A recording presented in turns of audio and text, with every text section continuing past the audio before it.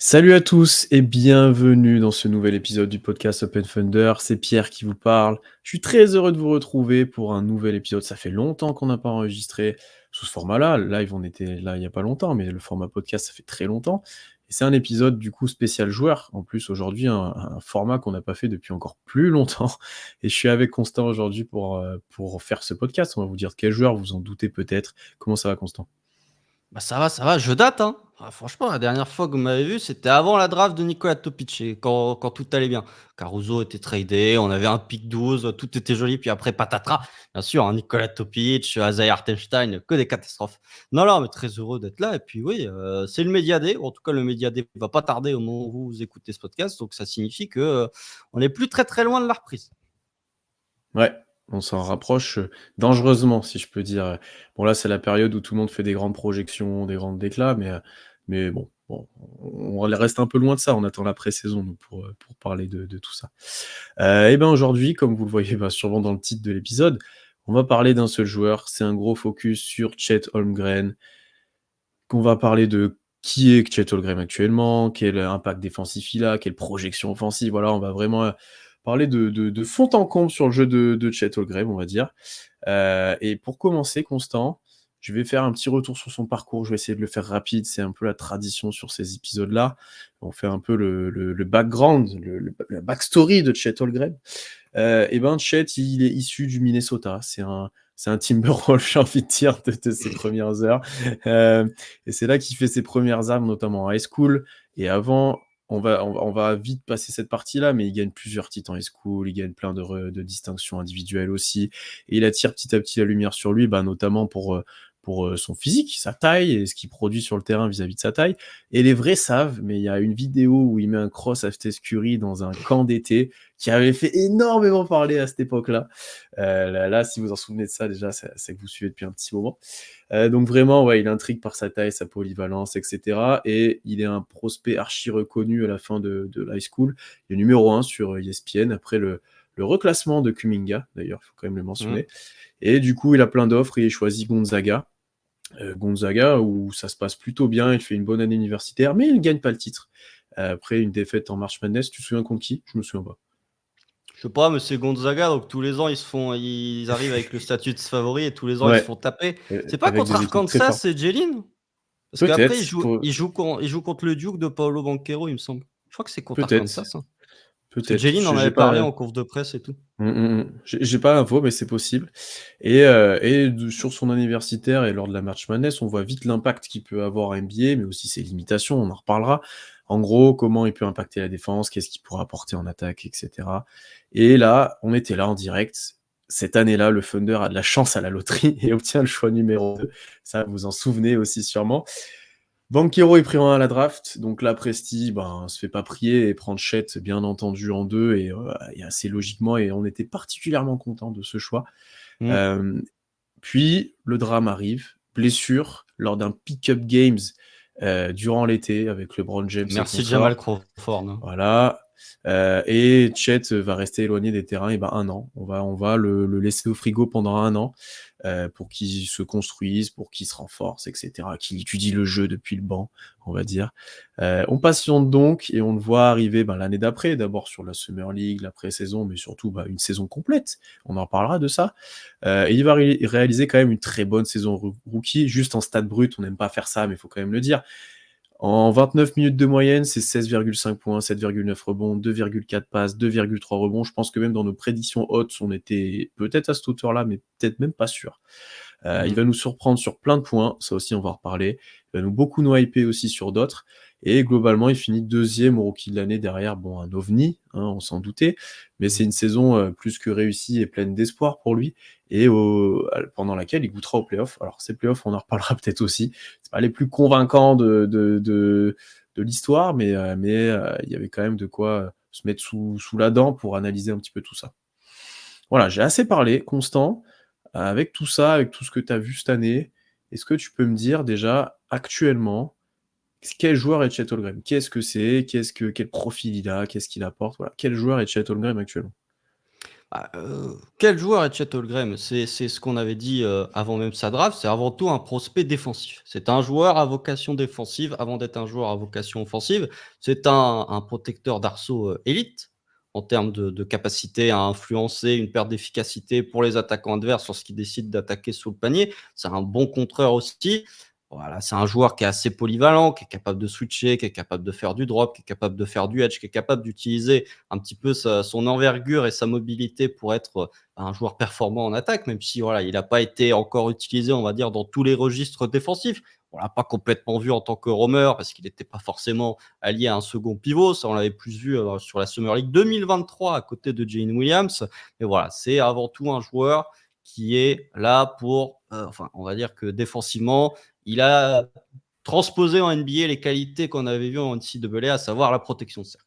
Après, offensivement, c'est encore assez difficile, on va dire, de déterminer quel joueur réellement offensivement est Chet Holmgren parce qu'on ne sait pas vraiment sur quel pied danser.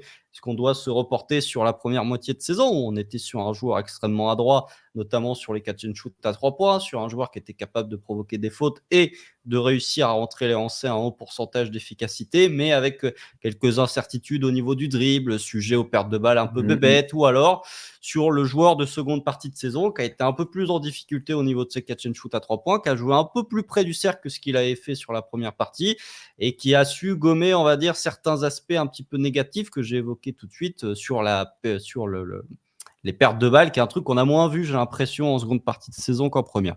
Donc ouais, quel joueur actuellement est Chet Holmgren? Je pense que c'est un joueur défensif qui est capable d'écarter le terrain et de bien finir près du cercle, mais avec quand même de gros points d'interrogation sur le jeu individuel ou sur la création individuelle.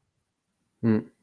Bon, je suis bien d'accord avec toi et je pense qu'on reviendra sur ces points, notamment la création individuelle, quand on fera le focus offensif. Moi, je commencerai juste par dire que c'est déjà un très bon pivot NBA, ce qui est déjà une première chose intéressante à voir dans son effectif. C'est que, bah, selon les classements, je sais plus combien il est à ESPN, mais c'est top 50, top peut-être 40 même chez certains, joueurs NBA, Mmh. et c'est un pivot, vraiment qui a changé un petit peu la face d'OKC quand même la saison dernière aussi pour son année rookie. Il y avait l'avant et l'après Chet Holmgren, il y avait, avec Chet sur le terrain et Chet en dehors du terrain aussi par rapport à Jalen Williams. Bon, la comparaison est facile pour lui, mais forcément on a vu, les différences quand il était là ou il était pas là, notamment en playoff. Mmh. Et je suis d'accord avec toi que ça s'est confirmé sur cet aspect défensif qui est vraiment dominant avec un potentiel, on en parlera peut-être ensuite, mais d'aller vraiment très haut dans le classement des meilleurs défenseurs de la ligue. Après offensivement, c'est là où dès le début, nous, on avait des doutes, je pense, sur son tir, sur ce qu'il allait pouvoir produire, sur comment il allait physiquement pouvoir s'imposer. Et là, effectivement, il y a encore pas mal de problématiques, pas mal d'axes de progression, alors qui sont peut-être viables ou pas, mais il y a pas mal de choses, sur lesquelles on a des doutes. Et après, actuellement aussi, Chet Holmgren, et ça a mentionné parce que ça, c'était un énorme point d'interrogation, c'est un joueur qui est capable de rester sur le terrain. Et ça, Mmh. sur la saison qui est passée, de jouer, bah, plus de 82 matchs, mais tous les matchs de saison régulière, tous les matchs de play-off, de produire soir après soir quand même du contenu, de produire quand même sur le terrain défensivement et offensivement, de jouer quand même pas mal de minutes parce qu'une trentaine de minutes sur un joueur qui n'avait pas joué depuis un an, c'est assez conséquent. Il n'y a pas eu de phase d'adaptation, il n'y a pas eu de blanc où il est relaissé au repos, il était vraiment tout le temps là et ça lui tenait à cœur. Et ça, pour le coup, c'est assez important, je pense, pour ce profil-là, parce que c'est quelque chose qu'on avait en gros doute, hein, de par les anciens profils un peu similaires qu'il y a eu en NBA, de par même beaucoup, par exemple, qui était dans le roster avec un physique, assez proche, on va dire. Donc voilà, ça Mmh.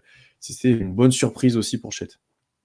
Oui, bah, comme tu l'as dit, 2 400 minutes jouées par, Chet durant l'intégralité de la saison régulière. Si vous ajoutez en play-off, on est sur, 345 minutes, donc on est sur un joueur qui a joué quasiment 2 800 minutes sur sa saison rookie, alors que c'est un joueur qui fait, plus de 2 m 15 et on va dire qui a pas le physique, le plus épais, on va dire, de toute la ligue. Donc ça, c'est très intéressant effectivement. Ça peut être, un défaut, on va dire, chez certains intérieurs un peu dominants, quel que soit le profil, hein, mais vous regardez, je sais pas, des joueurs comme Mark Williams, du côté de Charlotte, vous regardez des profils comme, je sais pas moi, Mitchell Derrick Robinson, Favors, par exemple, voilà, Mitchell Robinson, tout à fait, mmh, voilà, ce genre d'intérieur, on va dire que les pivots sont souvent les plus sujets aux blessures et notamment aux blessures musculaires. Bon, on va dire que au niveau des blessures, on avait été suffisamment gâtés entre guillemets, gâté la première saison avec une année blanche, au moins la deuxième a été clean au niveau des blessures. Mais ça fait que 50% de présence, on va dire, au niveau C'est des matchs vrai. depuis qu'il a été drafté. Donc il est pas, voilà, mais c'est juste c'est 0 et 100%. Mais effectivement, c'était un objectif personnel de jouer l'intégralité de la saison. Lui-même en a parlé. Je suis pas sûr que ce soit réellement, enfin, pas sûr que ça a toujours été un facteur positif, notamment sur certains matchs où on l'a vu pas mal essoufflé, parfois en manque de rythme, notamment court, hein, sur ce catch and shoot à 3 points qui est parfois le signe aussi d'un manque de jus. Et puis même en playoff, on a vu qu'au niveau du genou, il était un petit peu strappé. Enfin voilà, on n'est pas sûr que il ait joué tous les matchs à 100%, mais toujours est-il que de son côté, c'était une volonté personnelle. Et force est de constater qu'il a au moins su tenir la cadence et même en jouant diminué, ne pas complètement se blesser et ne pas louper des matchs. Donc c'est rassurant sur son état de santé. Après, sur ce genre de profil, il faut toujours attendre confirmation sur plusieurs années pour dire, bon, c'est Mmh. pas un joueur injury prone parce que tu peux avoir une année, entre guillemets, clean au niveau des blessures pour que l'année d'après, au niveau, ça soit moins, on va dire, moins brillant au niveau de la disponibilité. Donc on va voir, mais toujours est-il qu'il nous a montré, contrairement à d'autres intérieurs qu'on a cités, qu'il est capable de jouer durant toute une saison. Mmh. Ouais, en vrai, il semblait éreinté à certains moments, il semblait un petit peu diminué effectivement, mais tu voyais qu'il avait envie de jouer. Je pense que c'est un balleur comparé à certains où ça lui tient à cœur de jouer, qui va faire des pick-up, il va faire des machins. Ça se voit qu'il adore vraiment ça. Donc ouais, après je suis pas sûr que déjà l'année prochaine, si on devait faire le pari maintenant, je suis pas sûr qu'il joue les 82 matchs, mais pas Non. en mode il va se blesser, mais je pense qu'on va faire un peu plus gaffe, aussi à gérer son corps et cetera. Si je devais parier maintenant, je pense qu'il en jouerait moins et qu'il y a des matchs où on le verra pas ou 2-3 matchs d'affilée qui sont moins importants, enfin des choses comme ça. Aussi parce que tu as un meilleur backup potentiellement, on va le dire, mais ouais, je pense qu'on l'économisera un petit peu plus et comme tu l'as dit, pour voir à plus long terme maintenant, plutôt que sur court terme d'une saison où on veut jouer tous les matchs, quoi. Ouais, bah, il jouera quand même 65 matchs et 20 minutes, enfin 65 fois 20 minutes par match, puisque c'est ce qu'il faut pour être éligible au All Defensive Team, ce qui ne l'a pas été d'ailleurs. Ouais, Blasphème, blasphème. Il aurait largement mérité une All Defensive dès sa saison rookie, surtout quand on revoit comment sont fichus les All Defensive où il y a que des intérieurs dans la first et que des guards dans la seconde. Mais il me semble dans la shortlist, alors Lou Dort, c'est sûr, c'est le dernier qui est, enfin, c'est le premier des non sélectionnés en termes de voix. Et il me semble que Chet n'était pas très loin non plus. Mais oui, je suis d'accord avec toi sur le fait que bah, l'arrivée d'Artenstein, qu'on pense, enfin, ça répond à un besoin, mais ça répond aussi à une volonté de dire, bah, peut-être que, Chet Holmgren ne va pas jouer les 82 matchs l'an prochain et que du coup, on s'assure un backup solide avec le retour de Jane Williams. Même si ça change complètement ton style de jeu de passer de, Chet Holmgren potentiellement titulaire à Zaire Hartenstein, mais au moins, on va dire, tu as un joueur de qualité et tu n'es pas oui. complètement dépendant du Jane Williams qui, bah, a son lot de qualité, mais a aussi son lot de défauts. Ouais, carrément. Tu m'as fait une bonne transition parce qu'on va maintenant se focus un peu sur la défense de Chet, tout ce qu'on a vu cette année. Tu as parlé de l'NBA Defensive Team, effectivement et on pouvait presque l'espérer dès le moment de sa draft, en fait. Bon, Chet a un impact défensif qui est assez énorme, bon, surtout pour un rookie, mais qui est assez globalement énorme, qui est reconnu maintenant de plus en plus, je pense, qui va l'être reconnu de plus en plus. Bon, d'abord par la protection de cercle, ça tu as commencé d'en parler. Je sais que enfin moi je le considère comme élite, mais pas non plus, comment dire? À un niveau, goberien si je peux dire, ou Mmh. gaubertien, je sais pas comment on peut le dire. Voilà, quand on regarde statistiquement, il y a des choses vraiment intéressantes. Bon, c'est le joueur qui défend le plus de tirs, qui est l'un des joueurs qui défend le plus de tirs dans la raquette avec Brook Lopez et Joel Embiid. Mmh. Et sur ces tirs-là, il laisse à 52,4%, ce qui le situe dans le top 10 de la ligue aussi, quand on prend les joueurs qui ont quand même défendu un petit peu, on va dire. Donc ça, c'est très intéressant statistiquement. Maintenant, et ça, je sais que tu es d'accord avec toi, il a peut-être pas encore l'aura de ces grands protecteurs de cercle, où rien que par leur présence, eh ben, tu changes les schémas offensifs adverses, j'ai envie de dire. C'est ça, c'est que ce qui est intéressant avec, le cas de Chet Holmgren, c'est qu'en termes de perte d'efficacité de l'équipe adverse sous panier, on est déjà très haut, hein. C'est-à-dire que, tu as dit qu'il était à 52 de defensive field goal sous les tirs près du cercle, mais en termes de perte d'efficacité, c'est-à-dire le différentiel entre ce que le pourcentage lorsque c'est pas lui qui défend et le pourcentage lorsque c'est lui qui défend, il y a 11 points de pourcentage d'écart. Pour vous donner un exemple, Rudy Gobert, il est à moins 13,4. Donc vraiment, en C'est termes pas de mal. perte d'efficacité, il est très haut. Sachant que OKC est l'une des équipes, enfin même l'équipe qui laissait le moins bon pourcentage aux équipes adverses sous le cercle de la saison. Donc forcément, comme le defensive field goal, c'est une soustraction de ce que laissent les coéquipiers, comme on partait déjà de très haut, la perte d'efficacité est encore plus importante. Donc c'est ça qui est très intéressant. Mmh.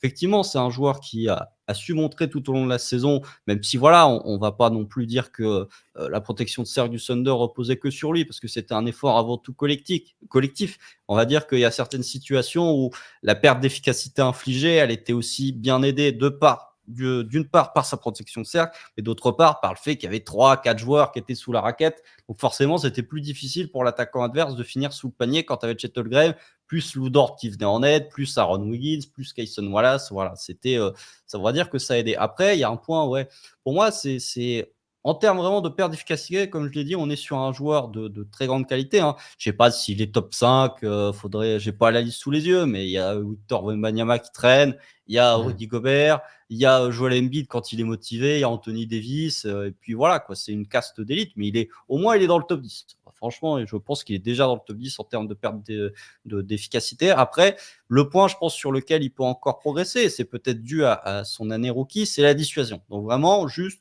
le point où tu es dans la raquette, tu es un petit peu en tour de contrôle et les équipes adverses refusent d'attaquer parce que tu es là. Truc sur lequel Rudy Gobert est absolument incroyable, truc sur lequel Victor Wembanyama a énormément progressé au fur et à mesure de la saison. Voilà, c'est sur ce point-là où il pourrait encore progresser. Si on regarde les on-off, donc en termes de pourcentage de tirs au cercle tentés par l'adversaire lorsque Chet est là, soustrait au pourcentage de tirs adverses, enfin, pourcentage de tirs au cercle tenté par l'équipe adverse lorsque Chet n'est pas là, on n'est qu'à moins 1,7 de différentiel. Là où des Gobert sont à moins 6, là où des Victor sont Mmh. à moins 4. Donc pour moi, c'est le point sur lequel il doit progresser. Je pense que d'une part, c'est lié un peu à son physique. Je pense que son physique un peu frêle fait que les équipes ou les attaquants adverses continuent d'attaquer sur lui.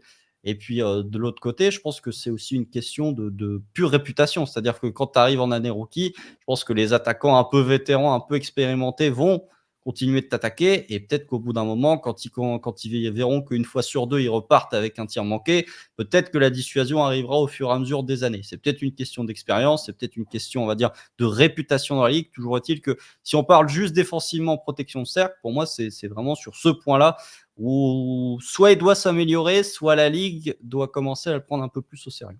Ouais, je pense clairement que ça va venir avec les années et vis-à-vis de stats qui vont sortir où en fait il défend très bien et petit à petit ils vont se dire: «Ouais, faut pas que j'aille sur lui».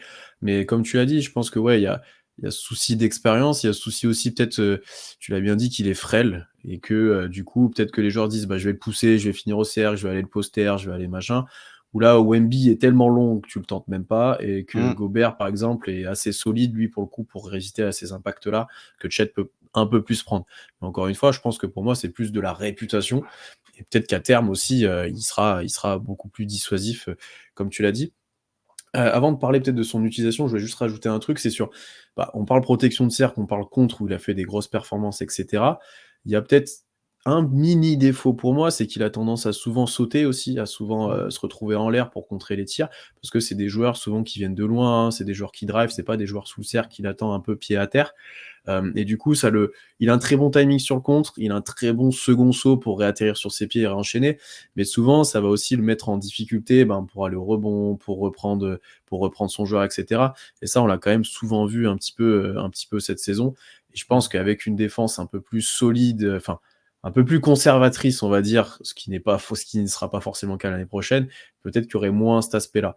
Mais là, effectivement, dans son utilisation, il est souvent, dans la prise de risque et dans la recherche d'une action décisive plutôt que je reste au sol et j'essaye de défendre juste avec mes bras et en résistant avec mon corps.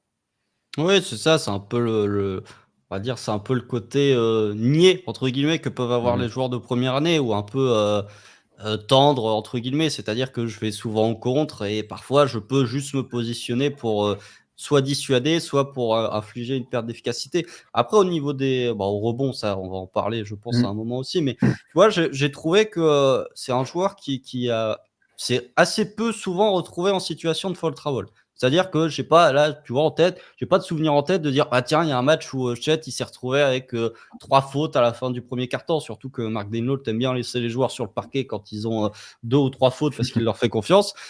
Ça a dû arriver, hein, durant la saison, c'est sûr, sur 82 matchs, mais j'ai pas le souvenir en tête de me dire: Non. «Tiens, peut-être face à Dallas, il me semble, il y a un match où il a des Il y a problèmes un de match de faute». play-off, non? Ouais, ouais, Ouais, je crois qu'il y a un ouais, match je de crois qu'il y a un match de play-off. play-off. Mais je suis d'accord Hem, avec toi que c'est arrivé quand même rarement, ouais, ouais, je suis d'accord. Qu'il arrive à éviter ces fautes-là, même en sautant assez régulièrement, peut-être un bon contrôle de son corps aussi pour pas rentrer dans les joueurs et cetera.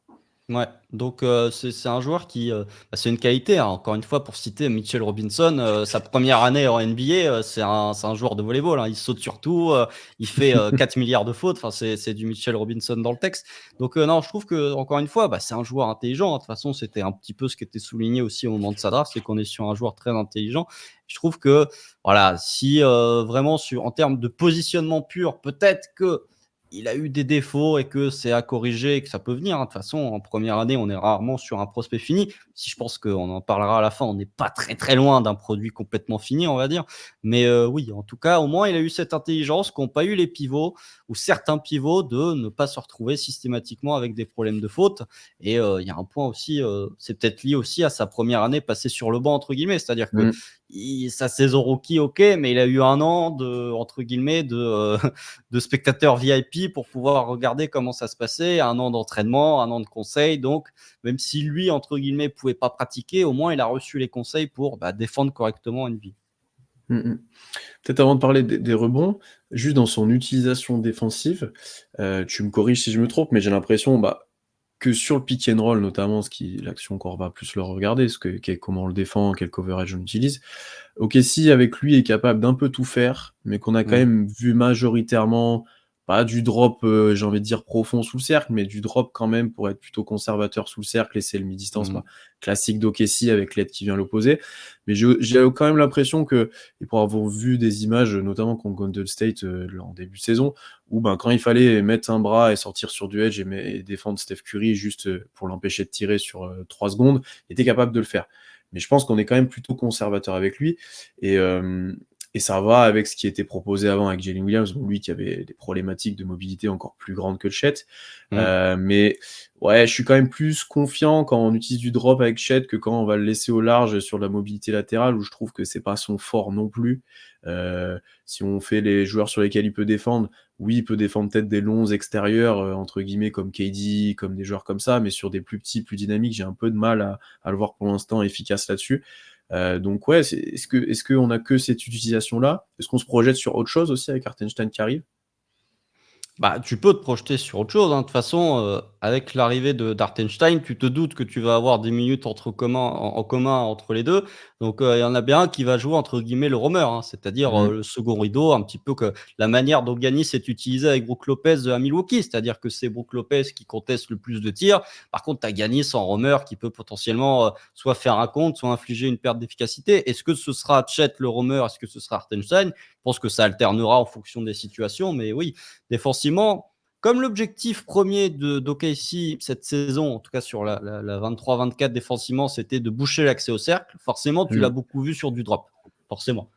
Parce que voilà, c'était le rôle. Après, je suis d'accord, on n'est pas sur le profil un petit peu rêvé d'intérieur qui peut défendre de 1 à 5. De toute façon, il Ça n'y a existe aucun plus, intérieur. ça Voilà, existe pas ça en vrai, il y a c'est il y a Bam Adebayo qui traîne un petit peu dans ce profil-là, mais parce qu'il est plus petit et beaucoup plus mobile. Mais voilà, Rudy Gobert, on voit que, du 1 à 5 en switch et bah, sur Luka Doncic et bah, ça marche pas, hein. Il se prend le step back, hein, donc voilà. Mais toujours est-il que, ouais, je pense que au niveau des schémas défensifs, on l'a pas sous-utilisé, mais je pense qu'il est capable de faire plus de trucs que ce mmh. qu'on a vu sur sa saison rookie. Le switch, franchement, on l'a pas beaucoup vu. Le edge, on l'a un peu plus vu, mais ouais, comme tu l'as dit, utilisé beaucoup comme défenseur drop. Après, quand on avait vu le profil, avant sa draft, c'était aussi sa qualité, hein. C'est-à-dire que c'était pas un joueur qui faisait énormément de switch, c'était un défenseur surtout de drop, même si le contexte NCAA est un peu particulier et différent de celui de la NBA. Mais voilà, je trouve qu'au niveau, comme tu l'as dit, on l'a pas assez vu. Mais je pense que dans les schémas défensifs, on peut un petit peu le diversifier. Peut-être justement que l'arrivée d'Hartenstein va diversifier un petit peu ses schémas défensifs et va, diversifier son positionnement où tu peux avoir, je sais pas, Hartenstein qui, défend, en drop et Chet qui est du coup un peu plus au large, un peu plus à switcher. Donc ouais, ça c'est intéressant, mais effectivement, comme l'objectif premier c'était on protège l'accès au cercle à tout prix, forcément tu l'as vu en drop. Ouais, et puis on avait ce doute en preview de l'année dernière, de se dire: «Est-ce que Chet, il sera tout le temps en 5? Est-ce qu'on veut lui laisser de la place?» et cetera. On a eu la réponse dès le match 1 où c'était que du poste 5 presque et on il jouait presque pas avec Jalen et ça arrivait quelques fois, mais c'est très, très rare. Donc ouais, Mmh. effectivement, on l'a peu vu sur, des joueurs plus petits, sur de la défense vraiment au large, sur des choses comme ça. Donc ouais, effectivement, je suis d'accord avec toi. Peut-être que cette arrivée d'Hartenstein va changer les choses et peut-être qu'on verra des nouvelles choses cette année. Et peut-être qu'on le sous-estime du coup sur ces aspects-là. Ça, je suis bien d'accord avec toi. Ouais. Au niveau du rebond, du coup, Mmh. j'ai été surpris en fait parce que du coup, par rapport à ce qu'on a dit, notamment qu'il sautait au contre, etc. Je pensais qu'il faisait peu de box-out. Et il est dans les meilleurs de la ligue en quantité de box-out par match, en nombre de box-out par match.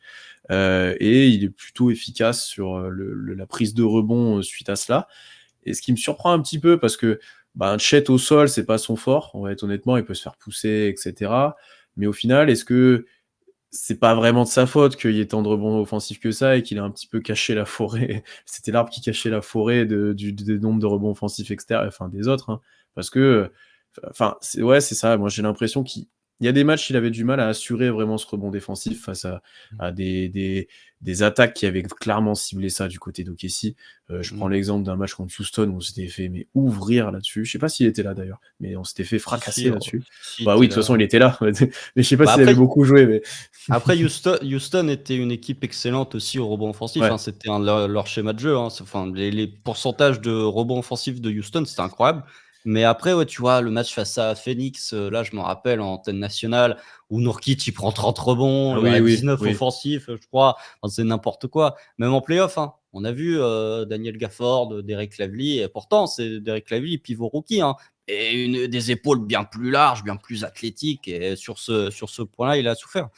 Après, comme tu dis, on en a parlé tout au long de la saison. Est-ce que c'était uniquement de sa faute? Non. Après, il y Ouais. a beaucoup de Mmh. situations où il se fait pousser, mais c'est sûr qu'on va dire les schémas encore une fois défensifs d'OKC étaient très dynamiques. Donc quand tu joues, on va dire la perte de balle, bah, tu vas pas forcément être très bien positionné. Donc il y a quelques situations ou beaucoup de situations où Chet, il s'est un petit peu retrouvé tout seul en disant: «Bah, vas-y mon grand, va nous prendre le rebond en plus de faire la dissuasion». Forcément, ça lui a pas été bénéfique. Donc moi, je pense que c'est un mix de 2. Quand tu vois que tu as des joueurs comme, Jalen Williams par exemple, qui est passé du poste 3 au poste 4 entre sa saison rookie et sa saison sophomore et qui prend moins de rebonds sur son année 2 que son année 1. Voilà, ça c'est un joueur qu'on peut cibler typiquement. Mais voilà, je pense que c'est un mix des deux. Mais voilà, il y a encore une fois, c'est peut-être que l'arrivée d'Hartenstein va compenser ça aussi, hein. Du coup, tu Mmh. peux avoir Hartenstein qui fait le box-out et Chet qui prend le rebond parce que de toute façon, on va avoir, allez, je sais pas, 20 minutes, allez, 15-20 minutes où les deux vont jouer ensemble sur le parquet. Ce qui est déjà pas mal, ça fait quasi une mi-temps entière. Ouais, Donc, 15, je pense. Ouais, ouais. Mmh mh. ouais, après tout dépend si Hartenstein est titulaire, quel temps de jeu il C'est aura, et vrai. cetera. Mais voilà, je trouve sur cette question du rebond, et c'est un truc un peu embêtant, c'est qu'on n'a pas vu de progression, entre son premier et son dernier match de la Mmh saison. mh. Ça, c'est un point qui est un peu embêtant, c'est que si vous regardez le premier match, bah, il se fait, démolir par André Drummond, alors ça arrive, hein. Si vous regardez le dernier match, il se fait démolir par, Daniel Gafford, si bel et si bien que Mark Daigneault, dans les 4 dernières minutes du 4e quart-temps face à Dallas, il fait un truc qu'il a quasi jamais fait de la saison, c'est qu'il met Chet et Jalen Williams en même temps sur le parquet, un peu en disant: «Bah, là, on se fait démolir au rebond offensif, essayez de nous sauver la saison». Ce qui n'a pas marché, hein, parce qu'on se prenait quand même des rebonds offensifs sur la figure. Oui, en Mais plus. en plus, mais donc voilà, je trouve que sur cet aspect du rebond, on va dire que les torts sont partagés, même si factuellement, il pâtit de son physique assez frais. Ouais, bah, c'était la grande crainte de toute façon à son arrivée à NBA. Comment, avec, son manque de poids, de corps et cetera, comment il allait pouvoir résister aux impacts, aux rebonds des gros adverses, aux impacts aussi sur les post-up, Mmh. sur les gros adverses. Et ça, effectivement, alors ouais, j'ai cette question, est-ce que c'est de sa faute? Est-ce qu'il y a le tout, je pense que c'est un tout qui fait que au rebond offensif, OK, c'est catastrophique, mais Mmh. qu'il a fait ce qu'il pouvait dans l'envie qu'il avait, mais qui a des limites qui sont présentes encore une fois. Après sur le post-up, alors honnêtement, c'était le gros doute qu'on avait. Bon après quand on regardait les joueurs potentiellement qui pouvaient le poster ou les équipes qui allaient vraiment le jouer, au final ces joueurs-là sont dominants à peu près tous les soirs, donc ça change pas Mmh. Ketchet ou pas. Et je l'ai pas trouvé si ridicule que ça, honnêtement. Bon, il y a des fois, on a mis Jeline pour compenser un peu, pour compenser ce poids-là, mais de moins en moins. Et je trouve que Ouais, il est volontaire, en fait, pour résister. Alors c'est des fois, c'est difficile, mais je l'ai pas trouvé si ridicule que ça sur cet aspect-là, hein. Non, bah, c'est le deuxième joueur qui a défendu le plus de post-up de toute la Voilà. NBA l'an dernier, sur la saison régulière et le premier, vous n'avez jamais trouvé qui c'est Alperen Sengun. Voilà, c'est, Alperen Sengun qui a défendu le plus de post-up. En points par possession, il est à 0,94. Bon, c'est bien, mais c'est pas non plus, extraordinaire. Vous voyez? Alors il y a des joueurs dans la liste, je comprends pas ce qu'ils font là. En C'est vraiment possession défendue de post-up. Il y a Jamal Murray qui est dans le top 5. Il y Et qui a, en défend Derrick beaucoup? White qui est dans le top 5. Ouais, ouais. Il en défend beaucoup, D'accord. mais il est à 1,13. Bon, là, c'est beaucoup, mais si vous Est-ce que c'est prenez sur du les switch où le mec le pose derrière? Enfin, je sais pas ce qu'il fait là, en tout ouais, cas, c'est compliqué, ouais. mais si vous regardez les intérieurs qui sont dans la liste, vous voyez, par exemple, alors c'est un semi-intérieur, mais Jabari Smith est à 0,82, Anthony Davis est à 0,58, Draymond Waouh! Green est à 0,83, après, voilà, Jarrett Allen est à 0,91, Sabonis est à 0,97, donc il est correct, mais c'est pas non plus, voilà, c'est pas élite. Après, comme tu l'as dit, je pense qu'au-delà de l'efficacité pure, ce qui a pu poser problème parfois, c'est qu'il y a des situations où OKC semblait, OKC et par extension Chet, semblait pas vraiment avoir de réponse sur le post-up de certains attaquants Mmh. très forts. Quand on a vu le post-up de Nikola Jokic, bon, bah, voilà, c'est le post-up de Nikola Jokic, tu peux rien faire. Même le post-up d'Anthony Davis, regardez les 4 matchs qu'OKC a joué face aux Lakers. Chaque fois, OKC a souffert du post-up d'Anthony Davis et à chaque fois, on est plus parti sur du Jane Williams que sur du Chet Holmgren. Donc, c'est sur ces matchs-là, tu vois, les matchs contre Denver, on a eu la double line-up Chet Jalen qu'on n'a pas eu pendant la quasi-intégralité de la saison. Donc, ouais, c'est sur ce type de profil-là. Alors, c'est embêtant parce qu'on est, enfin, c'est embêtant et pas embêtant. C'est pas embêtant parce qu'on est sur des attaquants d'élite et que de toute façon, Chet Holmgren ou pas, bah, c'est des joueurs qui sont difficiles à défendre sur du post-up. Mais c'est embêtant parce que bah, ce sont des joueurs que potentiellement tu peux rencontrer en mai, que tu peux potentiellement rencontrer en juin, et que si du coup ton meilleur défenseur ne peut pas défendre ce post-up et que tu es obligé d'adapter tes line-up, ça peut être Mmh. problématique et ça peut venir un petit peu perturber ton plan de jeu. Donc, on va dire que la défense sur l'attaquant moyen de NBA, il est correct. Après, forcément, il va pâtir sur des attaquants d'élite, surtout que voilà, physiquement, il n'a pas le coffre pour répondre, même si voilà, je trouve qu'au niveau du bas du corps, il est plutôt correct, mais c'est vraiment sur les épaules et sur le coffre haut du corps où il éprouve réellement des difficultés. Et tu vois, ça se retranscrit pas forcément dans les stats. Et peut-être que ce n'est qu'une pure impression visuelle, mais sur Anthony Davis ou sur Nikola Jokic, j'ai trouvé que Jalen avait fait un meilleur taf défensivement sur le post-up sur ces deux joueurs-là que ce que Chet avait pu faire. Mmh et puis, là, ça prend pas en compte les moments où, en fait, on va trapper. On va prendre à Mmh, 2 des cas post-up pour limiter cet impact-là où Chet pourra pas forcément défendre et où, du coup, tu changes ton plan de jeu défensif.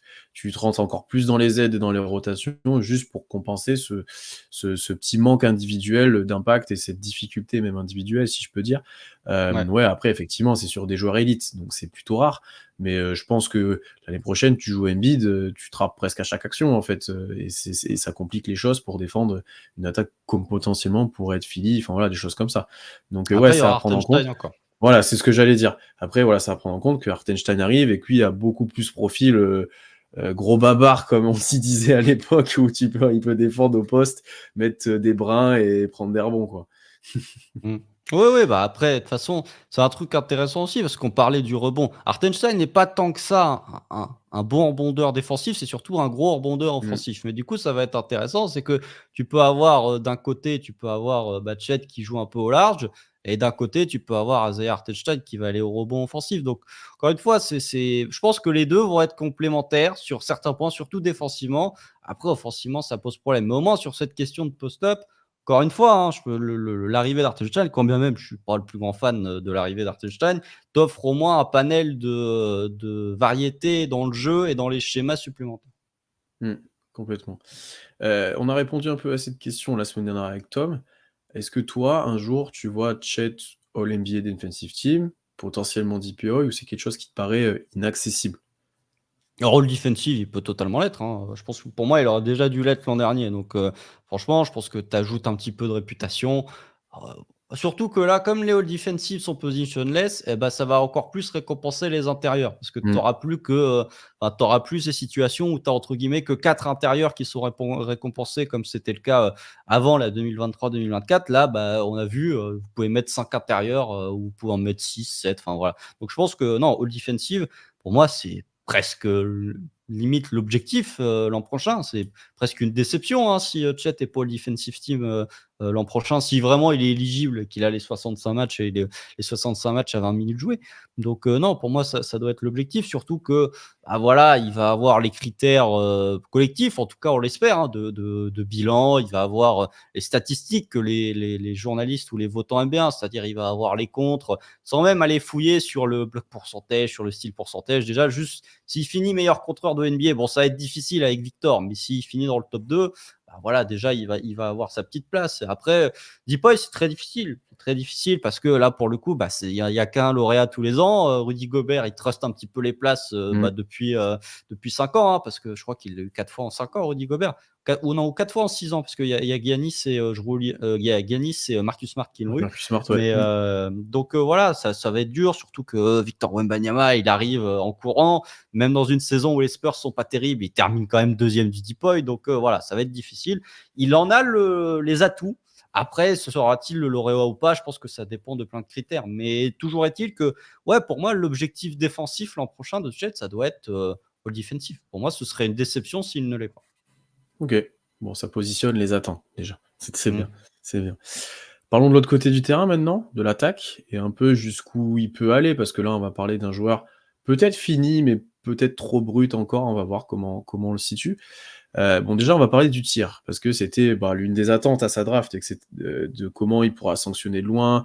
On espérait qu'il allait apporter, bah, du spacing sur le poste de pivot à OKC, qu'il allait pouvoir écarter le jeu, enfin voilà, qu'on allait pouvoir mettre en place plein de choses, des pick and pop, et cetera. Alors, si on prend la globalité, il finit à 37 sur la saison régulière, j'entends.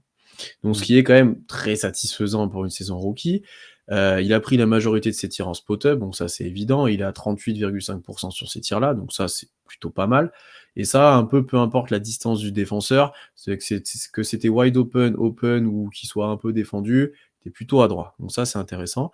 Maintenant, on l'a vu, on en a parlé maintes et maintes fois, il y a eu des vagues où il mettait plus grand-chose. En gros, jusqu'à février, ça allait encore, et février fait un très gros mois. Et à partir de là, ça a commencé de bien baisser. Et en playoff, on est tombé sur des pourcentages qui font un peu tâche avec 26% au tir. Donc Très là, on est tâche, ouais. clairement. Ça fait tâche, en fait, quand on le revoit. Je pensais pas que c'était à ce point-là, mais quand j'ai revu, j'ai fait ah oui, Mm. quand même, en fait. Mm. Est-ce que du coup, toi, tu places où Chet Holmgren en tant que shooter? Est-ce que c'est quelqu'un qui avait un coup de chaud sur le début de saison et un coup de froid à la fin? Est-ce que c'est vraiment un shooter de série? Enfin voilà, comment tu le situerais toi maintenant? Je crois que j'en avais parlé quand on avait fait les podcasts débriefs de playoff. En fait, je pense que 37%, c'est peut-être son réel niveau en tant que shooter. Du coup, comme il était chaud au début et froid à la fin, en fait, on n'a jamais Ça vu le réel s'équilibrait, niveau, mais ça ouais. s'est Mmh mh. équilibré, voilà. C'est début de saison, franchement, offensivement, c'était incroyable.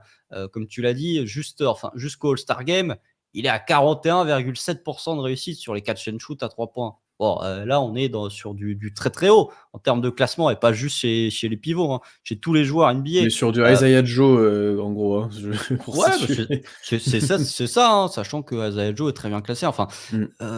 38% NBA, c'est bon shooter, 40 c'est shooter d'élite. Quand tu es à 42, ou pas très loin d'être à 42, bah, il y a plus trop de joueurs qui peuvent te suivre.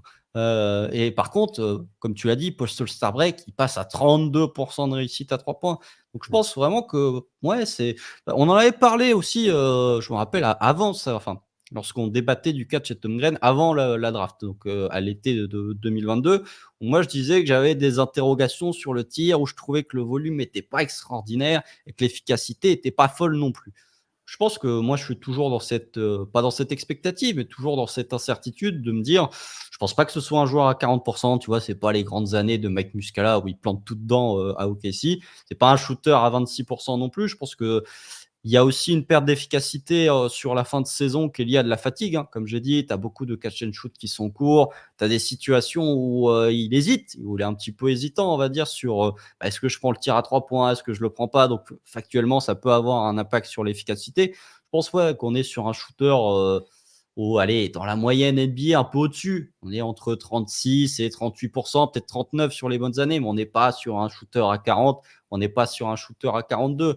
Encore une fois, même les indicateurs en termes de lancer franc, était fluctuant, on va dire, en fonction de la saison. Mmh. C'est-à-dire que, sur les pourcentages de lancers francs, il a très bien démarré et puis après il a un petit peu sombré en même temps que son tir extérieur. Il y a rien d'inquiétant en disant: «Bah tiens, le joueur il est, je sais pas, le joueur» ah non même pas, tu vois? Il était mieux en pourcentage au lancer franc après All-Star break qu'avant, bah, tu vois?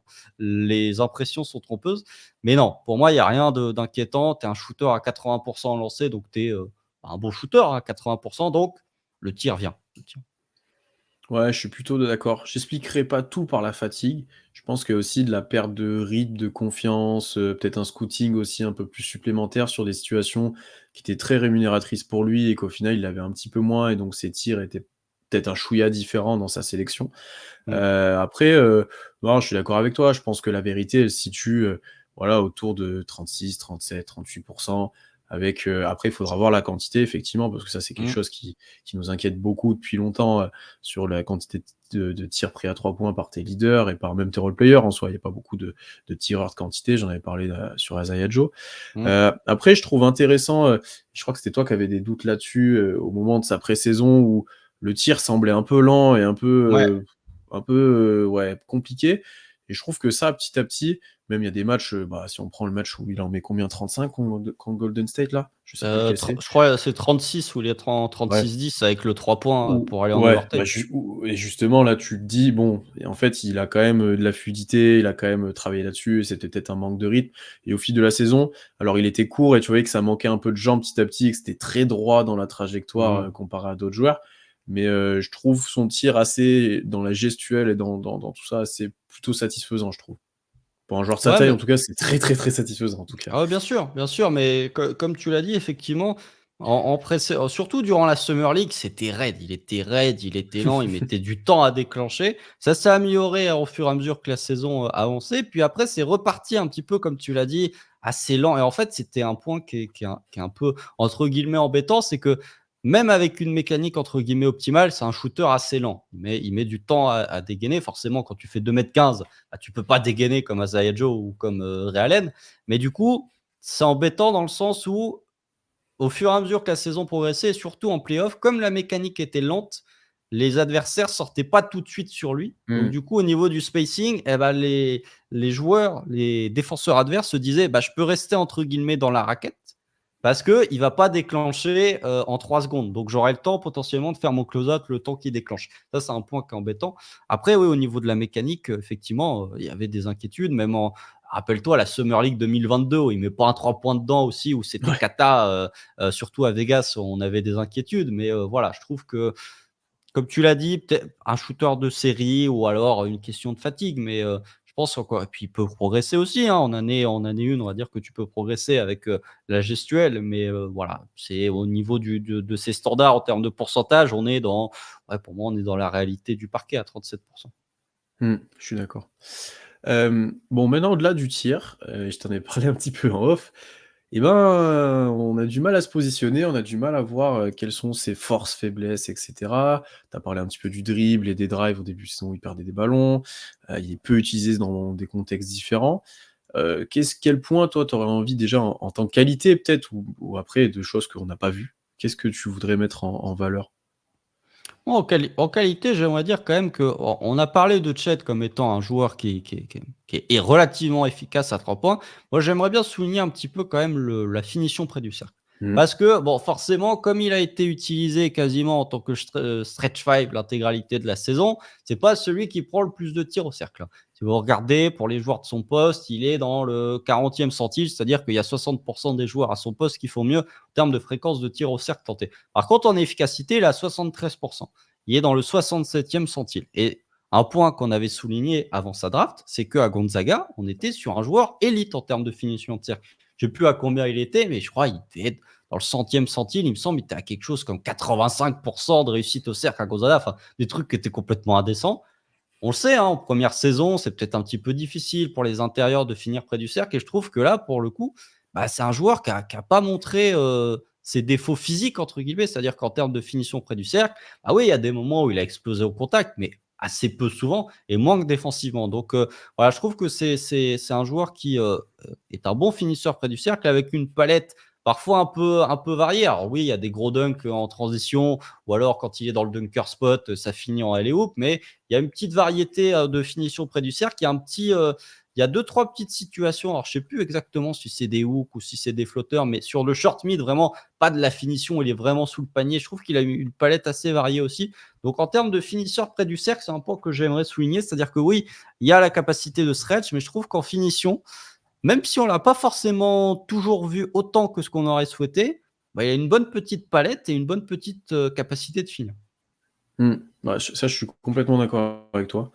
Quand Chet a la balle sous le cercle, en fait, contrairement à ce qu'on aurait pu imaginer, on est assez serein, en fait, dans ce qu'il va Mmh. produire et dans l'issue un peu du tir qui va être pris.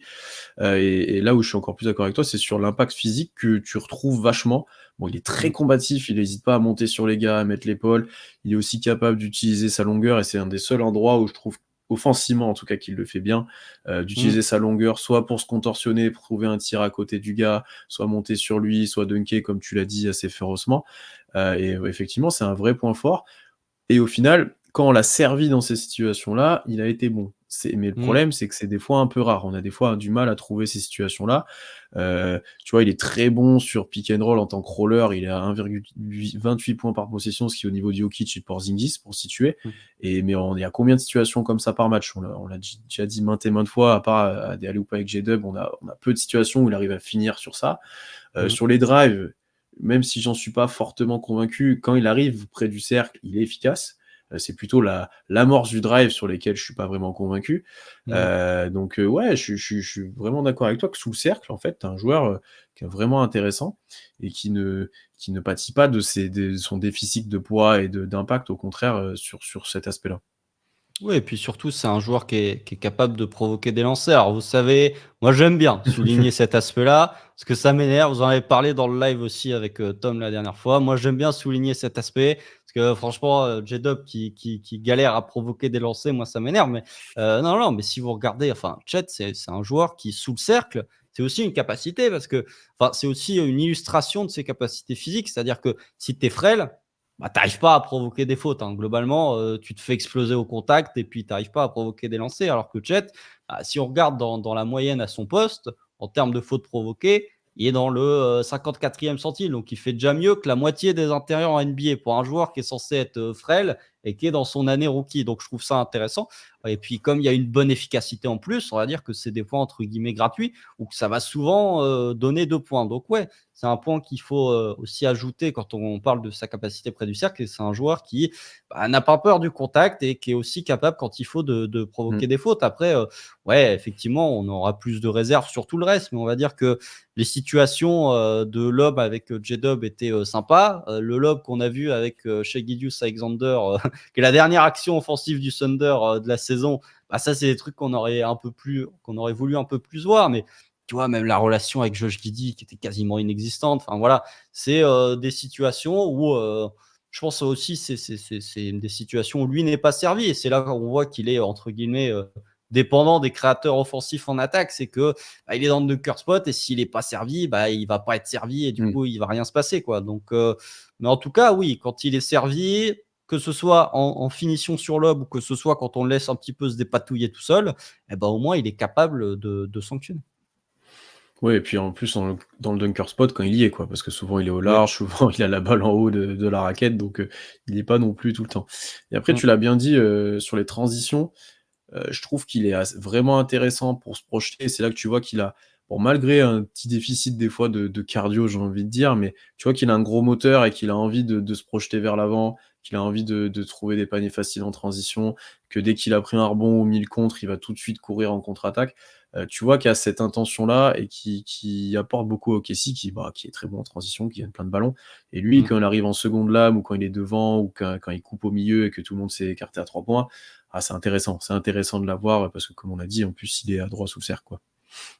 Ouais, ouais et puis c'est un joueur aussi, enfin, tu aussi c'est aussi le ce qui peut expliquer entre guillemets par le manque de capacité au rebond, c'est que c'est un joueur qui se projette très vite en transition aussi. C'est-à-dire que tu as beaucoup de situations où, je sais pas moi, tu vas avoir soit une perte de balle, soit un tir qui est, pas encore enfin, soit un tir qui a pas encore touché l'arceau et tu as déjà des joueurs qui se projettent du côté Mmh. d'OKC donc ça c'est un point qui est intéressant mais effectivement sur ce côté-là, tu as des situations, voilà, où tu le vois remonter la balle, bon, qui prête à sourire parfois mais en tout cas, oui, c'est un joueur qui encore une fois n'est pas, pour prendre l'exemple que j'ai cité, chez, Guillaume du Basket Lab, Zubac par exemple. Zubac, Ouais. c'est un très bon protecteur de cercle. Il prend des rebonds. Par contre, vous regardez les Clippers, la différence dans le jeu de transition quand il est là ou le jeu de transition quand il est pas là, elle est incroyable. C'est-à-dire que Zubac, vraiment, il prend le rebond. Il faut attendre limite 15 secondes pour qu'il traverse l'autre Ah côté du oui. panier. Là où Chet, c'est complètement différent, quoi. C'est un joueur qui crée aussi du jeu de transition de par sa présence. Donc ça aussi, ça le démarque de d'autres intérieurs qui ont peut-être les mêmes capacités que lui défensivement, par contre, n'ont pas cette capacité justement à se projeter rapidement de l'autre côté du terrain. Ouais, et ce que j'aimerais bien voir, mais qu'on voit pas encore, c'est des situations où il est vraiment premier en contre-attaque ou sur des Mmh. lancers francs et cetera et où il poste le joueur, tu sais que tu as une longue passe lobée, Anthony Davis le fait très Mmh mh. bien. Tu vois ce genre de situation où, bah, potentiellement avec la projection qu'il a et et tu pourrais les avoir. Tu pourrais les avoir et je pense qu'OKC les exploite pas encore. On exploite plus, nous, le 1 contre 1, tout terrain du drive, du guard, avec tout le monde écarté autour et on le laisse un peu jouer, Shai le fait tout le temps, J-Dub le fait souvent aussi. On exploite moins Mmh. le jeu au poste direct, on va dire. Ouais. Maintenant qu'on a passé ça et ben, en fait, on a vite résumé le jeu de Chet Holmgren quand on a mis le spot up un peu, la finition près du cercle et cetera. Il y a plus énormément de choses à décrypter. Bon, déjà, on l'a dit maintes et maintes fois, c'est pas le meilleur, créateur de tir, pour lui-même, ce sera pas un scoreur élite, dans cet aspect-là. Et je pense que c'est notamment dû, à un dribble, bon, vu sa taille, forcément, c'est compliqué, mais voilà, qui a été défaillant, notamment en début de saison et qui a progressé petit à petit, notamment avec son go to move là, son reverse, qui est plutôt efficient à un certain moment de la saison. Mmh. Et je pense aussi à un manque de vitesse et de tonicité, j'ai envie de dire dans les courses, dans les changements de direction. Après, c'est lié à sa taille forcément, quoi. Ouais, ouais, bah, je suis d'accord. Bah, de toute façon, c'est le nerf de la guerre entre guillemets. C'est, aussi pour ça, qu'il y a eu le départ de Josh Giddey et qu'on va dire, il y a pas eu de réel renfort offensif du côté d'OKC en termes de juste de création pure via le dribble durant l'intersaison. C'est parce que, Sam Presti, Mark Denlolt et tout le front office d'OKC croient beaucoup dans le développement offensif de Chet Mmh. Holmgren. Est-ce que nous, de notre côté, on y croit? Pas Moins vraiment, qu'eux, je pense. ou en tout cas, ouais, on demande à être surpris. Non, mais comme tu as dit, il y a beaucoup de situations qui, là, pour le coup, comme, se sont corrigées. Mais voilà, en début de saison où il perd la balle, où il se dribble tout seul, enfin, c'est des situations où tu te dis: «Bah, comment le mec va être capable de te créer des trucs via le dribble 1 an après quand tu Ouais, pars de là, quoi?» C'est vrai qu'il avait le dribble bas, donc du coup, il se faisait piquer la balle par les joueurs plus petits. Enfin voilà, il y a beaucoup de situations où il est un petit peu sloppy, un petit peu comme j'aime bien le dire, où c'est un peu dingo, quoi. C'est mais Dingo, le personnage de Disney, quoi. Il est un peu maladroit, il est un peu grand, un peu frêle, donc parfois il maîtrise pas très bien son corps. Mais effectivement, je pense que sur la création individuelle, ce qui est «intéressant» entre guillemets, c'est que si on regarde, au niveau de ses pull-ups, je pense qu'il a un pull-up à mi-distance. Je ouais, pense qu'il a un début de pull-up à mi-distance. Je sais pas s'il a le turnaround fadeaway à la KD ou à la Dirk, mais je pense qu'il y a un domaine à creuser de ce côté-là. Par contre, le pull-up à 3 points, il faut oublier, hein. Ça n'arrivera pas, hein. Il est à, je crois, il est à 14% sur ses pull-ups à 3 points sur la saison. Et il en tente genre 40 sur l'intégralité de la saison. Donc ça n'arrivera pas. Par contre, oui, je pense que vraiment, il y a un petit truc à exploiter du côté du mi-distance. Après, bon, chez Gideus Alexander joue du mi-distance, Jalen Williams joue du mi-distance. Bon, si tu commences à avoir encore du mi-distance, j'aime bien, hein, mais on n'est pas les Suns non plus. Donc oui, beaucoup d'incertitudes, on va dire, sur la création individuelle et même globalement sur le dribble et aussi sur le playmaking. C'est-à-dire que le playmaking, on a vu des trucs intéressants en début de saison, ouais. notamment le match du in-season tournament là, face aux Warriors, le match où Shea est absent. Au niveau du playmaking, il y avait deux trois trucs intéressants pour Lou Dort, pour Kayson Wallace, il y avait deux trois belles passes, mais ça reste encore des flashs et tu peux pas vraiment parier là-dessus. Donc ouais, beaucoup d'incertitudes, on va dire, sur son développement. Je pense qu'on aura la réponse d'ici un an sur qui est-il réellement offensivement. Mais là, on peut se baser soit sur des flashs, soit sur un échantillon plus grand, mais qui du coup n'est pas forcément rassurant sur cette capacité-là. Ouais, sur le mi-distance, je suis d'accord. Je pense qu'il l'a ce tir-là et qu'il est plutôt adroit. Même, et on l'a vu, hein, tu l'as dit à demi-mot, mais 2-3 fade-away, il en a mis Mmh. 2-3 jeux, ouais, en post-up, machin. C'est rare, mais on l'a vu un tout petit peu. Je pense que ouais, il a une bonne vision de jeu. Bah, on l'a dit, c'est un joueur intelligent et que bon, on l'a pas beaucoup utilisé sur ces aspects-là. On l'a peu vu en short roll aussi, par exemple, où on aurait pu bien Mmh. voir ses lectures.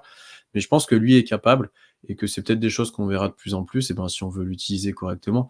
Après, ouais, effectivement, en pur créateur, balle en main, jouer des pick and roll, et cetera, on l'a très peu vu. Peut-être qu'on le verra un peu plus avec Hartenstein qui lui posera des écrans. C'est mon grand truc, ça, actuellement, que j'aime bien parler de ça. Mais Bien ouais, sûr. j'ai du mal à le voir vraiment en tant que créateur tout seul, balle en main, et cetera. Là, par contre, où pour moi, il peut facilement progresser, c'est sur les écrans en tant que rollman. Déjà, je trouve que c'est pas un super poseur d'écran. On est plus dans l'évitement que dans, le «je vais dessouder le gars qui vient», le défenseur de chez, en Ah, c'est gros, pas quoi. Steven Adams, quoi. Ouais, voilà, on est loin de ça. Peut-être qu'Hartenstein, l'aidera dans cette voie-là, parce que lui, je pense, Ah c'est oui, un bien meilleur poseur d'écran.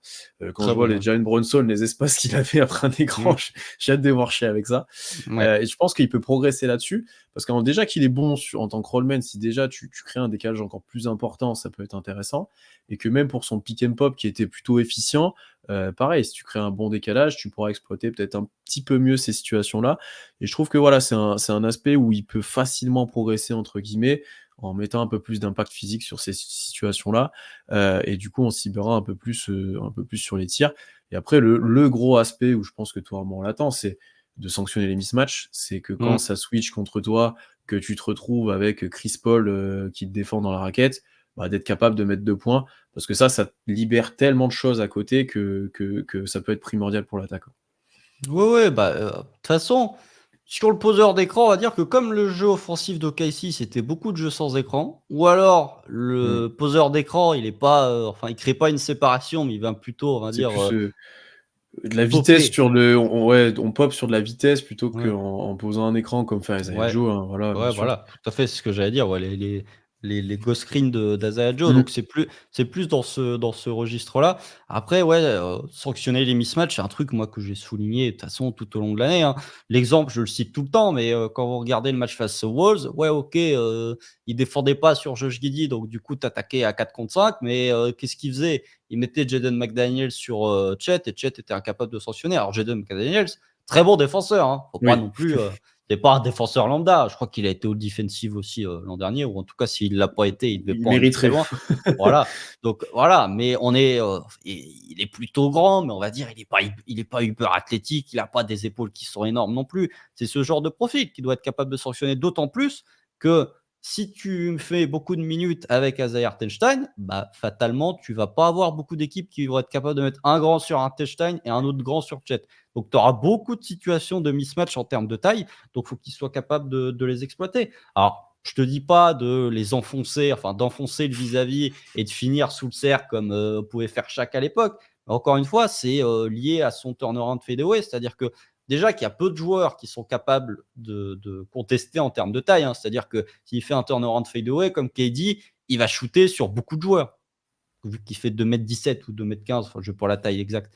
Mais surtout que là, sur des mismatchs, bah, tu peux peut-être l'enfoncer et pas dunker, mais faire un espèce de hook main gauche ou, et encore une fois, utiliser son jeu à 1 ou 2 mètres du panier où il a plutôt des bonnes mains et une bonne capacité de finition. Donc, au moins, pouvoir être capable de sanctionner sur ces situations-là et pas juste, vas-y, je fais un post-up, je tente de l'enfoncer 3 secondes et puis je ressors la balle pour Ouais. réinitialiser l'attaque.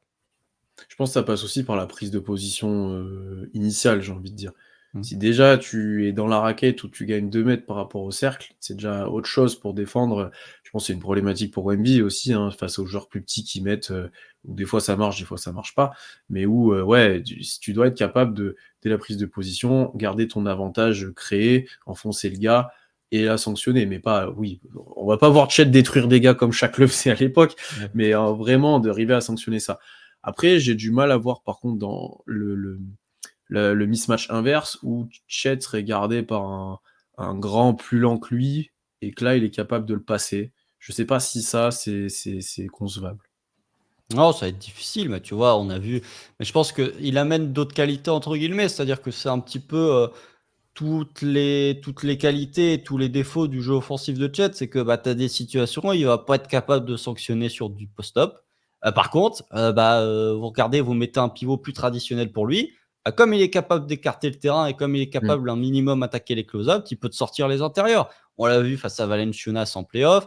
On l'a Ouais. vu, bon, pas le match où Nurkic prend 30 rebonds, mais un autre match ensuite face aux Suns où il le fait sortir. C'est-à-dire que c'est un profil qui a les qualités, on va dire, d'être un stretch, un joueur qui peut stretch, et ce qui a les défauts, entre guillemets, de ne pas être un intérieur traditionnel. Encore une fois, je pense que Hartenstein va aider, mais je suis d'accord avec toi sur la prise de position. Comme tu n'avais pas de situation, on va dire, je pose un écran, ça switch, je me mets au post-up à peu près à 45 degrés et ensuite je joue mon vis-à-vis, forcément, on ne l'a pas trop vu. Mais effectivement, sur des intérieurs traditionnels, je pense qu'il va être capable de les déposer, mais d'une autre manière, peut-être en partant d'un peu plus loin, peut-être que sur le Mmh. dribble, sur des bigs classiques, on va dire. Sur l'intérieur, sur le défenseur intérieur moyen de NBA, il va peut-être être capable de le sortir. Après, sur des Bayo, ça va pas marcher, sur des Rudy Gobert non plus, mais sur le défenseur average, donc dans la moyenne de la ligue, à l'intérieur pour un pivot, il va peut-être être capable de le passer autrement. Mmh. Ouais, ça, je suis d'accord, je suis d'accord. Malgré des limitations de dribble et de vitesse, comme on a dit, je pense qu'il a quand même un avantage, certain de mobilité, de capacité en face-up là pour jouer les 1 Mmh. contre 1 et cetera. Il a quand même montré quelques bonnes choses là-dessus, ouais. Mmh. D'autres points, toi, à mentionner sur, l'utilisation de Chet? Peut-être, comment cette année ou peut-être en projection, en poste 4 l'année prochaine? Parce qu'on n'y croit pas trop, mais Bah, s'il joue poste 4, faut tenter des tirs dans les corners, hein. Ça, je l'ai dit, ouais. je l'ai dit quand on a parlé de lui en février ou en mars, je crois, avec Cason Wallace. 4 de tirs tentés dans les corners. Si tu joues poste 4, tu vas forcément te retrouver dans un corner. Ou alors, si tu es à 45, ça veut dire que tu as Lou Dort dans un corner et J-Dub dans un autre corner. Ce qui est possible, hein. Ou tu as Caruso, je sais pas, mais il faut tenter plus de tirs dans les corners. Et même globalement, je pense que si tu joues poste 4, ça doit passer par une augmentation du volume à 3 points. De Mmh. toute façon, moi, c'est aussi ça et les lancers francs, vraiment, c'est mes 2 arlésiennes, offensives, depuis quelques mois. C'est que tu peux pas être, «compétitif» entre guillemets ou tu peux pas être dangereux offensivement quand on a vu les problèmes de spacing que tu as rencontrés face à Dallas, avec Hartenstein au poste 5 et avec, Shai qui prend des mi-distances, Jalen Williams qui prend des mi-distances et Chet Holmgren qui prend des mi-distances. C'est pas possible. Donc va falloir qu'il y en ait un qui se «force la main» entre guillemets, qui augmente son volume à 3 points. Je pense que Chet, de par le fait que ce soit celui qui crée le moins balle en main, semble le plus indiqué pour augmenter ce volume. Après, il ne faut pas qu'il y ait une perte d'efficacité, hein, aussi en termes de réussite. Mais pour moi, ouais, il doit tenter des tirs un peu plus dans les corners. Après, c'est difficile hein, quand tu fais 2,17 m d'être posté dans tes corners. On va dire que tu as souvent Ouais. les pieds qui mordent la ligne.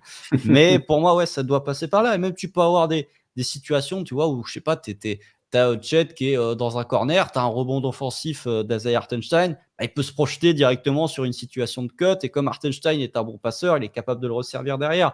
Donc pour moi, ouais, on va dire que si vous regardez sa shot chart, c'était soit sous le cercle, soit above the break, donc toute la zone du parquet qui n'est pas dans les corners. Je pense que ça, au-delà de la création individuelle, ça mériterait à se diversifier un peu plus. Et je pense que, encore une fois, avec l'arrivée d'Hartenstein, ça va naturellement amener à se diversifier. Mmh. Moi, j'ai vraiment envie et j'espère qu'on va voir des situations, pick and roll, Hartenstein en short roll et Chet qui est soit servi dans le corner, soit sur un alley-oop, parce qu'il a mis le backdoor au bon moment. Ça, pour moi, Mmh. c'est indispensable au bon fonctionnement d'OKC, où tu auras ces situations-là, où Chet partira de loin, où, voilà, il aura la balle, bah, loin du cercle, indirectement et dans des zones nouvelles peut-être pour lui, comme tu l'as dit. Mais ouais, comme ça va être indispensable qu'il apporte du spacing là, toi, tu as beaucoup de doutes sur le fait qu'il y en ait beaucoup. Lui, il va falloir qu'il en apporte peut-être un petit peu, qu'il oblige un peu les joueurs adverses à sortir sur lui, parce que sinon, bah ouais, effectivement, ça sera peut-être plus compliqué de fonctionner comme on le faisait l'année dernière, on va dire. Tu auras peut-être d'autres solutions, le rebond off, d'autres choses, mais de Mmh. fonctionner de la même façon, ça risque d'être un petit peu compliqué, ouais. Bah, de toute façon, sur cette notion de spacing, ça dépend quasiment que de lui, hein, on va être très honnête, hein. C'est-à-dire que s'il est à 40 à 3 points, ça va marcher. Par contre, s'il est à 33 à 3 points et qu'il Mmh. joue poste 4 et qu'à côté Hartenstein, il tire pas, bah, le spacing, il va très vite être bouché, hein. Donc, on va dire Ouais. que une bonne partie du spacing ou du non spacing du Thunder repose sur la capacité de Chet Holmgren l'an prochain. Mmh mh. Dernière question du coup, est-ce que là, on est sur un joueur, pour toi qui peut beaucoup progresser offensivement ou qui se rapproche, d'une évolution Pokémon finale, quoi? Non, je pense qu'on est sur un joueur qui est On va dire le projet est fini. Après, il peut varier encore un peu. C'est-à-dire que c'est un joueur, on va dire les fondations sont posées, il reste à Mmh. faire un petit peu les finitions. Je pense que ça va pas devenir, Kevin Durant offensivement, ça va même pas devenir tu vois, je regardais les joueurs qui ont le même pourcentage de paniers assistés que lui. Je vois, il y a Victor Wembanyama, il y a Daniel Gafford, il y a Karl Anthony Towns, il y a Jabari Smith, enfin il y a à boire et à manger. Ça va pas devenir un Karl Anthony Towns offensivement, en termes de création individuelle. Donc voilà, je pense qu'il pourra progresser, il pourra peut-être prendre un peu plus de volume à 3 points, il pourra peut-être un peu plus sanctionner les post-up, il sera peut-être un peu meilleur au playmaking, mais on va dire que le socle et la base de ce qu'on a vu de Chet Holmgren offensivement cette saison, ce sera son bagage offensif durant toute sa carrière. Je vois pas quel skill set il pourrait réellement développer entre ce qu'on a vu en saison rookie et Non. ce qu'il pourrait faire dans les années futures. Peut-être qu'il sera un poil meilleur balle en main, mais en tout cas, on va dire que ce qu'il va débloquer ou ce qu'il va améliorer ne sera pas suffisant pour vraiment lui faire changer de constellation offensive. Non, je suis d'accord. Bon, à part s'il shoot à 45 loin du cercle, mais bon, Ouais, j'y crois pas si c'est trop. Karl Anthony Towns, Non, non, effectivement. non, mais ouais, j'y crois. Je suis plutôt d'accord avec toi, ouais, l'aspect qu'on a déjà les fondations, ouais, je rentre complètement dans cette analogie. Ouais, j'ai du mal à voir, en fait, quel endroit, comme tu as dit, il va vraiment step up, quel endroit il va débloquer un truc et cetera, tu vois? Ça me paraît, compliqué, bah, là où, par exemple, un Shai, bah, effectivement, il s'est développé physiquement, ça a développé plein de choses. Le mid-range est devenu encore plus létal. Enfin, il y a plein de trucs qui se sont développés petit à petit chez lui où tu es passé de bon à sublimissime, j'ai envie de dire, Mmh, sur plein mmh, mmh. d'aspects. Chet, j'ai du mal à voir ces trucs-là. Là où J-Dub, c'est peut-être plus évident. Tu vois, il y a des trucs, Oui. tu te dis: «Ah là, il peut être encore plus fort, là, ça peut». Chet, c'est un peu plus compliqué parce qu'il y a des limitations, fonctionnelles, physiologiques, physiques, tout ce que vous voulez, qui sont un peu plus évidentes et un peu plus compliquées. Et du coup, dans la projection, comment tu le vois toi? Est-ce que, du coup, on est, si je fais le résumé, on est sur un top 5 défenseur NBA, mais en attaque, un joueur, ben, honnête, mais au final, sur lequel tu peux pas non plus attendre trop de choses, trop responsabiliser non plus, mais que tu peux lui donner des tirs, tu peux lui donner des finitions, mais pas trop responsabiliser? Ouais, bah, c'est ce que je disais en off juste avant, c'est une version, surboostée de Miles Turner, hein. Ah, on va pas se mentir, mais surboostée, hein. Parce que quand même, bon, en termes de protection de cercle, c'est pas la même que Miles Turner, on va dire. Vous regardez la défense, je pense que vous mettez Miles Turner à la place de Chet Holmgren, défensivement, c'est pas la même pour OKC et pour Indiana, c'est pas la même non plus durant la saison. Non, non, mais après je pense que le potentiel après, il tu vois, offensivement, déjà, juste en termes d'apport, en termes de scoring, on se disait, bon, c'était un peu je pense le max qu'on pouvait voir, genre 16-17 points. Quand on faisait des Ah ouais. previews, on se disait: «Ouais, c'est peut-être le max qu'il peut faire». Est-ce qu'il peut monter à 20? Je sais pas, tu vois? Sur Cleaning the Glass, il est à 20% d'usage. Donc ça prend en compte le passing et pas juste le shooting. Est-ce qu'il peut Mmh. monter à 25?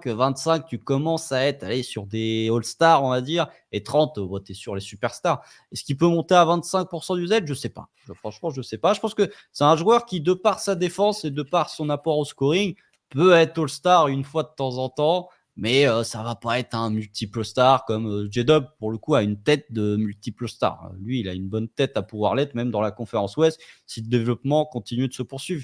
Mais oui, je pense qu'on va être sur un joueur très utile en attaque, un candidat All Defensive et Deep Point tous les ans, peut-être des titres de meilleur contreur, peut-être ouais, un top 5 en termes de protecteur de cercle, mais je pense que ça se pose là, entre guillemets, ce qui est déjà très bien, hein. Mais je le vois pas devenir une espèce de two-way player, genre la défense top 5 protection de cercle et l'attaque de Karl Anthony Towns, par exemple, pour citer un big qui stretch le parquet. Je ne vois pas évoluer dans ce domaine-là en termes de création individuelle, en termes de capacité de shot-making, et juste en pure capacité de skill set offensif, tout simplement. Mmh. Après, moi, je me dis, c'est un peu lié à la situation dans laquelle il est arrivé, où tu es une équipe compétitive qui est bien structurée, qui partage la balle, et cetera. Tu enlèves Wemby, tu mets Chet à la place, est-ce qu'il tape les 20 points de moyenne? Je pense potentiellement. Mais après, Ouais, est-ce mais qu'il serait aussi l'efficacité est pas la efficace, même. aussi tard? Ouais, voilà, on est d'accord. L'efficacité, serait pas ouf, et cetera. Donc ouais, je vois ce plafond un peu, là, je suis pas sûr que ses moyennes de points sur les prochaines années évoluent grandement. Ça se trouve, ce sera sa moyenne en carrière, ça sera tout le temps à peu près la même. Mmh. Ouais, je vois pas un plafond immense. Est-ce qu'il peut s'approcher des 20 points comme tu as dit avec l'usage et cetera? Bon, faudrait qu'il y ait un blessé pour moi. Enfin, franchement, faut qu'il y ait un mec qui se blesse, si J-Dub se blesse par exemple, bah ouais, il aura quand même plus de tirs, effectivement, Mmh. mais on va pas souhaiter ça, loin de là, et ce serait une solution un peu de secours et pas optimale, quoi. Donc ouais, je suis pas convaincu, ouais, par cette projection offensive, mais ça reste un joueur, une belle option, un joueur, utile, un joueur, sur lequel potentiellement dans le futur tu pourrais être sûr, sur le tir, sur plein de choses, et qui sera très intéressant, hein, franchement. Ouais, ouais, après, tu vois, au niveau de l'usage, il peut, entre guillemets, «augmenter» parce que, voilà, il est à 20, il est dans les zones, bah, de Miles Turner, de Jonas Valanciunas, de Youssouf Nurkic, donc ça allez, il peut peut-être monter à 22,5, 23 en termes de usage, mais ça va se poser là. Je pense vraiment 25, c'est un peu la barre symbolique, je le vois pas être à 25. Parce que déjà, tu auras Haché à 35, tu auras J-Dub qui Oui. sera peut-être à 30, donc en termes d'usage, ça va devenir un poil compliqué. Mais effectivement, à voir, il peut peut-être taper les 20 points «l'an prochain» entre guillemets, hein. Puisque si tu te dis: «Bon allez, en fait, ça va être lui ta troisième option», on va dire que l'usage qui était, l'usage de Josh Giddey, il va être réparti entre, plus pour J-Dub, un petit peu plus pour Chet. Peut-être qu'il peut tourner à 18, mais ça va être sensiblement les moyennes que ce qu'on a vu durant sa saison rookie. Mmh mh. Je suis d'accord. Dernière question pour finir. Dans un monde où Chet, on va dire, pour que ça soit plus évident, fait exactement la même saison 2 que la saison dernière, tu lui donnes le contrat max à la fin de l'année? Ah! Alors ça, mais ouais, mais moi les contrats max, ça c'est problématique ça, c'est que moi j'aime Ou alors pas les est-ce que tu es contrats max. choqué du contrat max? On va plutôt le dire comme ça. On va dire qu'il y a beaucoup de contrats max qui me choquent, dans la NBA actuelle, surtout pour les deuxièmes contrats. Sauf que, bah, on est dans une réalité économique où, bah, tu as des joueurs qui prennent des contrats max, donc je peux rien dire. C'est pour quand tu vois, bah, Evan Mobley a pris un max, tu prends il y a Evan Mobley d'ailleurs parmi les meilleurs défenseurs NBA que j'ai oublié de citer, mais Evan Mobley prend un max, enfin il y a plein de joueurs qui prennent, Scotty Barnes c'est un cas différent, non mais je pense que tu seras obligé. Moi, je suis parti, je me suis fait à l'idée que, et J-Dub et Chet auront un contrat max d'ici 1 an. Mmh. Après, on peut être surpris, hein, mais moi, je pars de ce principe-là. Ça me poserait problème. Franchement, pour moi, en fait, J-Dub, je comprends que tu puisses lui donner un contrat max. Chet, on va dire que donner un contrat max à ce type de profil, c'est un peu plus embêtant. Après, on est dans une réalité, NBA économique qui est que ce type de profil reçoit aussi des contrats max. Donc, bah, écoute, on verra, hein. Peut-être qu'il va progresser encore une fois et que du coup, on va se dire: «Bon, bah, OK, c'est un max mérité». Je pense qu'à l'heure actuelle, si on était dans une NBA où, les joueurs étaient valorisés pleinement en fonction de leur rendement, non, c'est pas un joueur au max. Mais dans Ouais. l'écosystème où les deuxièmes contrats sont beaucoup surévalués en termes de montant, oui, c'est un contrat max. Non, je suis d'accord parce que, bon, les 2 l'auront. Je pense que la réponse, on l'a à Mmh. 80. Ouais, mais J-Dub, tu as ce plafond offensif que Chet n'a pas. Alors Mmh. Chet peut bien être, le top 3 défenseur de la NBA, apporter offensivement, tu pas ce plafond-là. Mais après, ouais, comme tu as dit, quand tu vois le marché, le contexte, bah, tu sûr presque, que ça tombe, la machine va faire du bruit, quoi. La machine à sous, elle va faire du bruit, c'est sûr. Ouais. Parce que bon, ouais, quand tu vois les autres profils, même un Mobley, voilà, et même pour J-Dub, quand tu vois Franz Wagner, ce qu'il a touché, des choses comme ça, Ouais. bon, tu pas trop de doutes sur ce qui va se passer. Et je pense qu'ils sont en droit de l'exiger, de le négocier. Et voilà, je pense qu'il y a pas trop de doute là-dessus. Et que OKC va vite devenir une équipe chère, surtout si Ah ouais, Shea bah, prend ça, un super max, ça va devenir ouais. vite très Ah cher. ouais, l'été prochain, en termes d'argent dépensé, préparez-vous, hein, parce que s'il y a un max, un deuxième max, plus un super max, en termes d'argent, ça fait beaucoup Ça de va être pognon, hein. épais, hein. Ouais, ça va être Faut très que la épais, hein, nouvelle mais salle arrive vite pour faire du rendement, hein, parce que ah, c'est sinon ça va être c'est compliqué. c'est, 2030, j'ai vu. Enfin, là, Ouais, ils je ont crois que lancé c'est un dans truc, elle doit longtemps. être finie pour 2030, donc on a le temps, hein, d'ici là. Mais Ouais. après, peut-être un dernier truc, sur la projection, mais plus collective. Je pense, alors là, pour le coup, c'est peut-être sujet à débat, mais pour moi, une bonne partie du futur d'OKC et des résultats collectifs du Thunder dépendent de Chet Holmgren. Tu as beaucoup de Ouais. trucs, c'est-à-dire que s'il y a bon, comme vous l'avez bien compris, nous on n'y croit pas trop. Mais s'il y a un déclic offensivement chez Chet Holmgren, bah, ça va être très difficile en fait, d'arrêter OKC. Donc pour moi, franchement, c'est ce qu'on avait dit et je crois que c'est ce que j'avais dit à Dunk Hebdo avant le début des playoffs. C'est-à-dire que si chez Gilgeous-Alexander, forcément, il va, déterminer beaucoup de choses dans la réussite collective du Thunder, mais on va dire c'est un peu lui ton plancher. Chet Holmgren et Jalen Williams, pour moi, sont un peu le plafond parce que, de leur développement individuel et de leur développement offensif dépendra beaucoup, je pense, des résultats collectifs du Thunder dans les années à venir. Bah, on l'a vu, hein, contre Dallas où tu as du mal à trouver une 2e option, un des 2 qui step up quand il fallait, où les 2 ont Mmh. été plutôt moyens. Ah bah, c'était plus compliqué les matchs effectivement, ils étaient bien plus défendables et c'est bien plus facile, pour l'équipe adverse, donc ouais, je suis plutôt d'accord avec toi, ouais, qu'il a peut-être les clés de pas mal de choses dans les mains, on verra. Il y en a d'autres qui ont des clés dans les mains pour amener OKC encore plus loin, mais lui, il en a pas mal, ouais. Je suis plutôt d'accord avec toi. Ouais. Bon, on a été assez long, 1h15 sur Chet, c'est impeccable. C'était un plaisir de parler de ça. Donc j'espère que cet épisode vous a plu. Donc hésitez pas à vous abonner partout, toutes les plateformes d'écoute, comme d'habitude, le même discours. YouTube, on s'approche bientôt des 1000 abonnés, petit à petit, doucement mais sûrement. Donc ça serait cool de passer ça dans l'année qui arrive. Donc n'hésitez pas à vous abonner. Et puis là, on approche des previews de la saison, etc. Donc ça va être le moment un peu très intéressant, on va dire des bêtises forcément, mais qui sont intéressantes à écouter, on va dire. Donc n'hésitez pas. Et puis à bientôt, là c'est les Média Day, donc on va voir ce qui se Mmh. passe. Bon, pas grand-chose, mais on va voir ce qui se passe. Mmh. Et puis voilà, salut à tous. Salut!